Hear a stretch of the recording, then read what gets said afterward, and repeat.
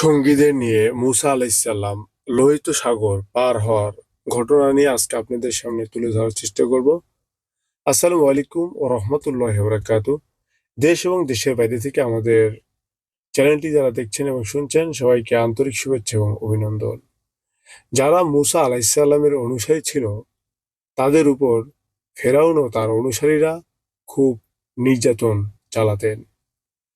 তখন মুসা আলাইসাল্লাম আল্লাহ পাকের নিকট আকুল আবেদন জানালেন, ইয়া আল্লাহ, আপনি এখন ফেরাউন ও তার অনুসারী গণকে ধ্বংস করে দিন।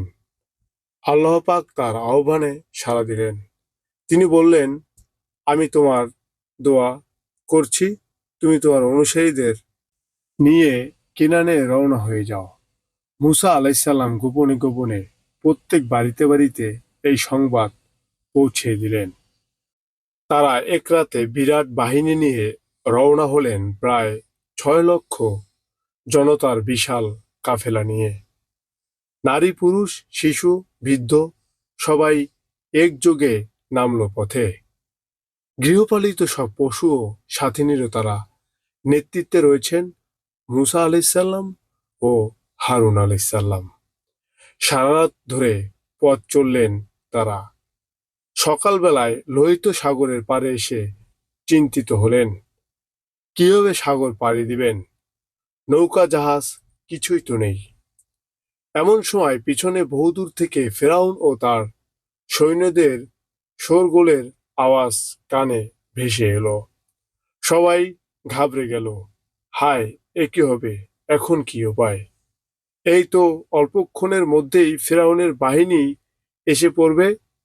মুসা আলাইসাল্লাম সবাইকে ধৈর্য ধারণ করার উপদেশ দিলেন।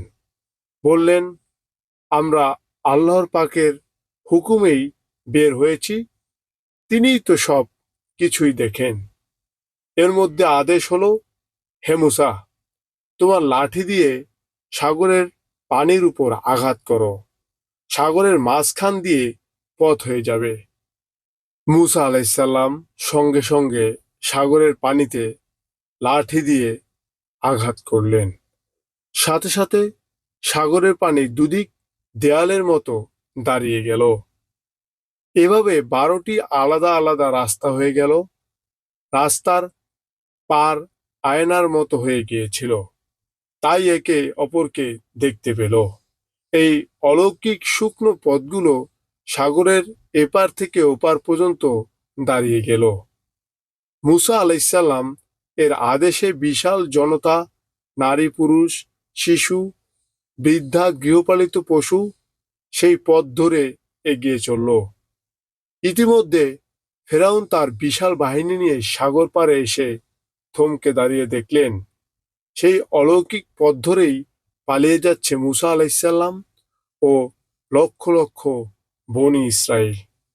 ফেরাউন আর দেরি না করে সেও নেমে পড়ল তার বিরাট বাহিনী নিয়ে। সে বলল, তাদেরকে তো দেখাই যাচ্ছে, আর একটু জোরে চললেই পাকড়াও করা যাবে। আরো দ্রুত চলতে লাগলো। দুপাশে পানির তরঙ্গ, কি ভয়ঙ্কর দেয়াল, সেদিকে তাদের কোনো নজর নেই। এমনি ভাবে মানুষ যখন কোনো অন্যায় কাজ করে তখন তার কোনো হিতাহিত জ্ঞান থাকে না। সাগরের ওই পারে যখন মুসা আলাইসাল্লাম তার সব অনুসারীদেরকে নিয়ে উঠে গেলেন, ফেরাউন বাহিনী তখন মাঝ সমুদ্রে পানির দেয়ালে ভেঙে অতল সাগরে পানিতে নিমজ্জিত হলো। তখন ফেরাউন চিৎকার করে বলতেছিল, আমি আল্লাহর উপর ঈমান আনলাম। তখন জিবরাইল আলাইসাল্লাম গুহায় বসে ফেরাউনের যেই সই করা আদেশটি নিয়েছিলেন তা ফেরাউনের সামনে তুলে ধরলেন, আর তার মুখের ভেতরে বালিকাদা ভরে দিলেন। ফেরাউন সেই কাগজটিতে লিখে দিয়েছিল, যদি কোনো দাস তার প্রভুর নাফরমানি করে, নিজেই প্রভু সেজে বসে, তবে ওই দাসকে শাস্তিস্বরূপ পানিতে ডুবিয়ে মারা উচিত। মৃত্যুর যন্ত্রণা শুরু হয়ে গেলে আর তওবা কবুল হয় না। কিছুক্ষণ পর সাগরের পানিতে ভেসে উঠল অসংখ্য লাশ। ফেরাউন ও তার অনুসারীদের লাশগুলো ভাসতে ভাসতে সাগরের তীরে ঠেকতে লাগলো। কি দুর্ভাগা মৃত্যু! আখেরাতেও হবে সীমাহীন শাস্তি। আজ পর্যন্ত সেই মহাপাপী ফেরাউনের লাশ মিশরে মমি করে জাদুঘরে রেখে দেওয়া হয়েছে। মানুষ তাকে দেখে আর ঘৃণা করে। এটাই আল্লাহর এক নিদর্শন। আল্লাহ রাব্বুল আলামিন বলেছেন, আমার সমগ্র পৃথিবী ঘোরো এবং আমার নিদর্শন দেখো, এবং আমি কি আমার সম্পর্কে আরো বেশি বেশি জানতে পারবে।